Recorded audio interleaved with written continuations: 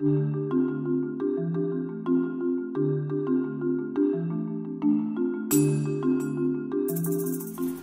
for HarborFinancialOnline.com, I'm going to talk about filing statuses, and in this video we're going to talk about filing married jointly on your return, and I'm going to go through some of the specifics of filing with that status in regards to different questions and comments we've had on this subject. First, the main thing you want to realize with filing jointly, most of the time you're going to save money on tax filing jointly rather than filing married but separately. But there are cases where, rarely, where you will get more money filing separately. That would be if one spouse was earning dramatically more than the other spouse. But if the incomes are, pretty much in the same ballpark, then you're going to be better off filing jointly. But again, usually you want to run an estimator. We have on our site here that I have on the screen, we have a calculator that you can go to, an estimator. I'll click on the link for you guys. On this link here, you can run it both ways and see which way works better for you to get a bigger refund. I do have some notes I want to go over with you guys in regards to the filing status a little bit more that should be able to answer some of the questions some of the common questions we get out there regarding it. The most important thing you probably need to know when you file it jointly, both of you listed on the return are taking responsibility for the other spouse. You are liable for all the figures that are being reported to the IRS.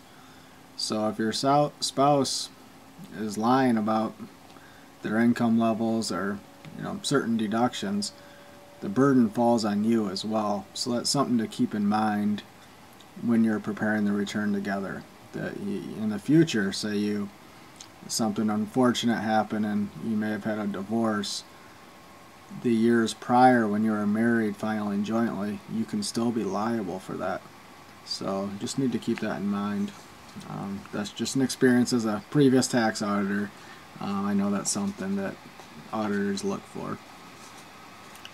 Some of the other areas I want to cover today in the married filing jointly is that if you happen to become divorced in the tax year, if you are divorced on the last day of the year, you cannot file jointly even though you are married the entire year. So that's important as well, because a lot of people get that confused and they may have gotten divorced sometime in December and they'll still file jointly, and you can't do that. And normally the IRS will figure that out and exclude it, and then you could be assessed some penalties and interest on that. So that should be kept in mind as well. Back to the item of being responsible for the other spouse, what's been reported. The IRS does allow relief for this in certain circumstances where the spouse did engage in some sort of fraud and there was an audit ongoing. They can give you relief if you had no knowledge of this, of what the spouse had reported. So as long as that can be explained in a reasonable way, usually they will provide relief to you and you won't have anything, any negative actions towards you. I'm going to bring up for you guys here the 1040 and show you exactly where you put in your filing status. Right at the top of the return, you can see my cursor highlighting it.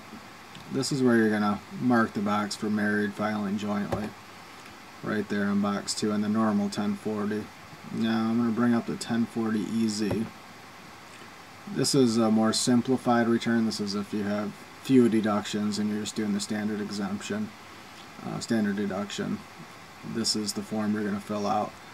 And if you're filing jointly, you're just going to put down the other spouse right here, your spouse right here on this line.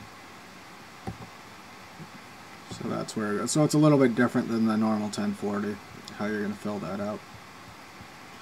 Okay, I want to go over a few other areas that we do get some questions in regards to the married filing jointly.